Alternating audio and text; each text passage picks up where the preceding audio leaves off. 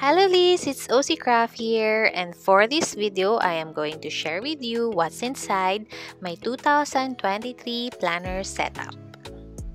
For this year's planner, I'll be using an A5 size sketchbook from Art Therapy. It's a stationery at SM Department Store. I bought it at $149 way back 2 years ago.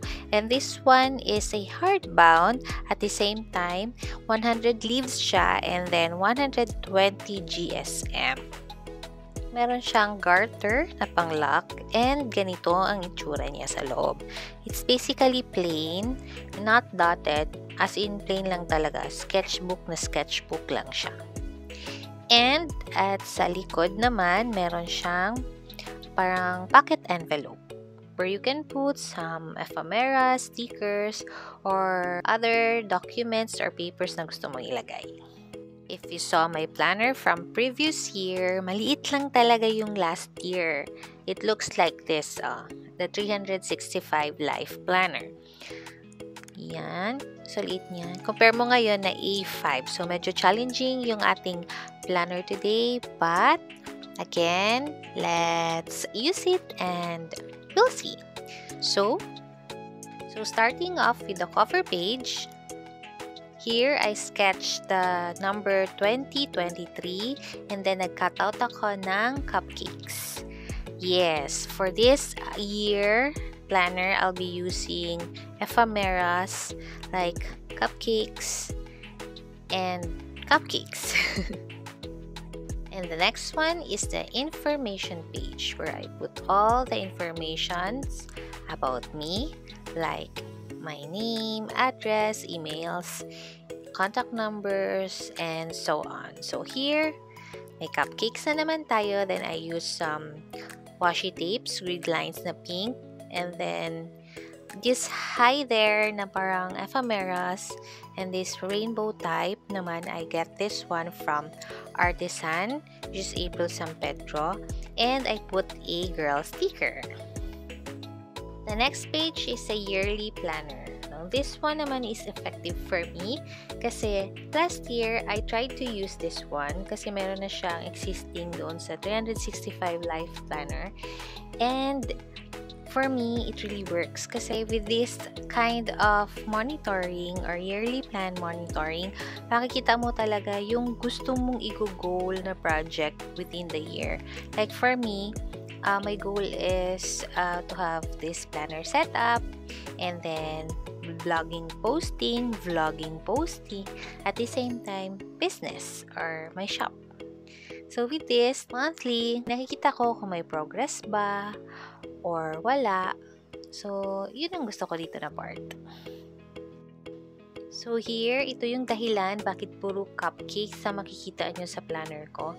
Kasi I have this wrap paper booklet. I bought this one at Chimes way back years ago pa talaga. So, ngayon, nakita ko siya sa aking kaban at ginamit ko siya mga wrapping papers. And maganda siyang ephemera for this planner. That's why puro cupcake ang makikita mo dito. So here, I'm just cutting it out and placing it at the top and at the bottom of the yearly plan page.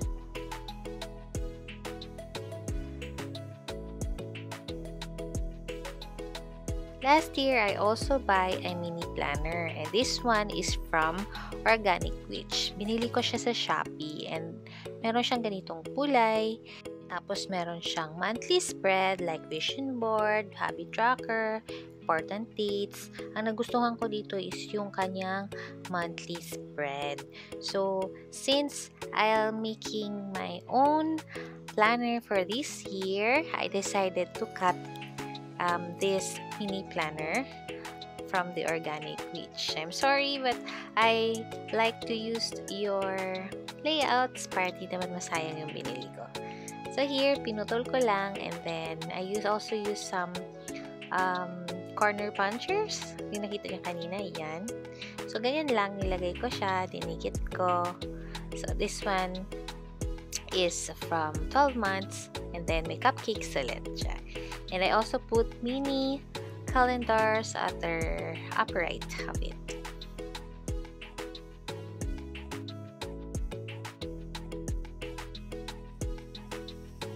Now, for the next page naman is my daily affirmation page. Last year, ito din yung affirmation ko. These are the 10 most powerful affirmation of all times by Bob Baker na nakuha ko sa YouTube. I've been doing this for almost a year na and it is effective for me. That's why I also want to put it on my 2023 planner setup. By the way, I'm also planning to share my morning affirmations and meditations on my blog at www.oc-craft.com. So, I will put the link at the description box below. So, you can go and check those affirmations that I am doing every morning. On the left side, I decided to draw a big cupcake na base ko doon sa mga cupcakes ko na mga ephemeras. And I use here a Crayola super tip markers and a permanent alcohol base pen. On the upper part of the cupcake, I decided to put a text that says, "A cupcake a day keeps the blues away." And I'm using my stamp pad here. Since hindi tayo magaling sa lettering, so stamp pad really saves me a lot in this planner. Then I draw some heart, pang dagdag, para balance sila. And there you go.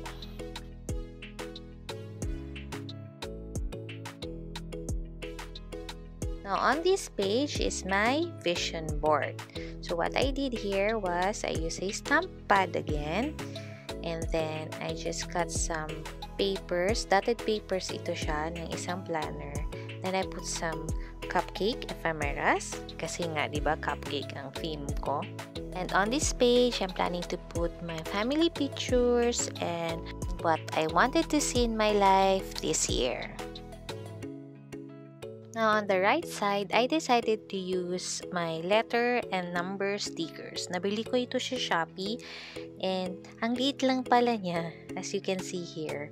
So I decided to get the 2023 number and a goal na mga letters. Now for this one is my 2023 goals. So I still divided it into 3 categories, which is the personal, creative, and career. Same lang din last year kasi I find it very useful for me para pabalik-balik ko siya nakikita and it reminds me of my goal this year. Then the next page is my wish list. So here I just use some leaves from a notebook. I-recycle ko lang and then I put again some grid lines, washi tapes, and then cupcakes naman. On the right side, I make some period tracker, health tracker, and weight tracker. And since this year I am pregnant, I decided to put a OB checkup monitoring. So here I use some paint up notepad which I bought at Shopee doon kay Bump Pepper Craft for only 30 pesos. So ang cute na, para talaga siyang paint up. And here I put some months using a stamp pad.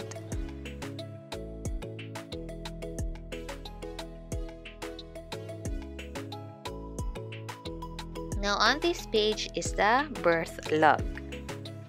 On this page, I just cut out some notepads now with milk glass, bread, strawberries, and a fork.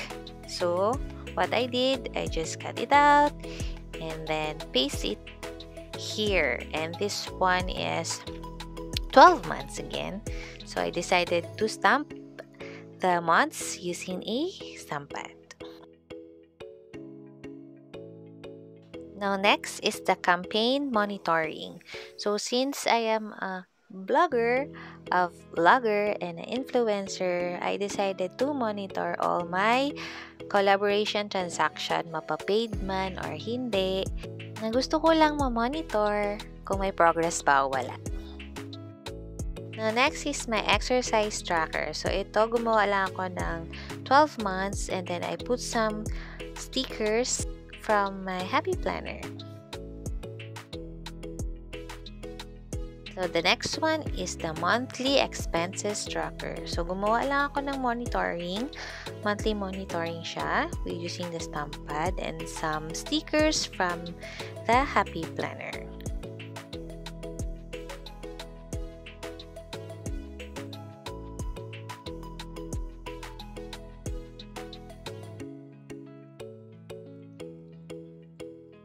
Now, on the next page is my monthly budget tracker. So, here, I used my layout na ginawa ko last year.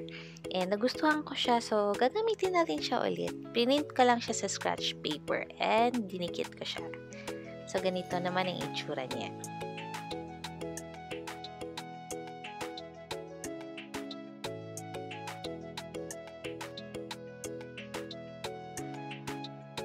The next page is the importante page. So here, I list all my important accounts like banks, government, IDs, and so on para easy lang for me to glance on it. I just make some 2 sets and then I use some washi tape na grid lines color pink. And I decided to use a highlighter na pink and gray.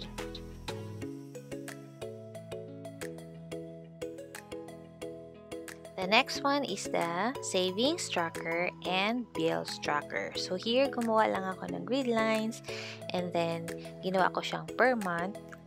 So meron tayong both sides para madali siyang ma-monitor. Now, the last part of my planner is the social media monitoring and the sales monitoring. So same lang sa ginawa ko doon sa savings tracker and bills tracker. Naggumawa ako ng grid lines and then I put months on it.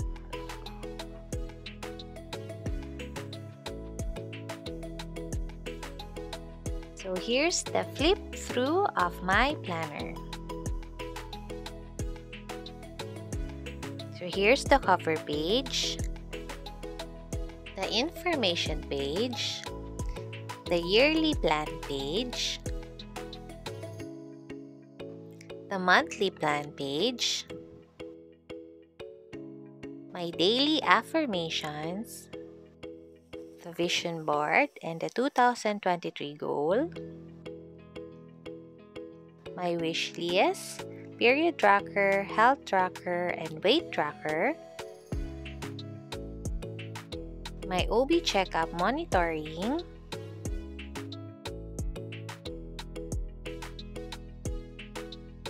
birthday logs, campaign monitoring, exercise tracker, monthly expenses monitoring, monthly budget monitoring. So here's the close-up look of it. So the monthly budget is composed of income and fixed valuable expenses. So andito yung bank, resto, food, grocery, transportation, entertainment, utility, shopping, travels, investment, and many more. So madali ko na lang siyang ilalagay dito. Then here's the importante page, the savings tracker and the bill tracker, and the social media monitoring and the sales growth monitoring. So ayan, I still have blank page dito na pwede ko pang i-continue if I wanted to use this on my 2024 planner setup. So there you have it, lovelies. This is my 2023 planner setup. Thanks for watching. Bye!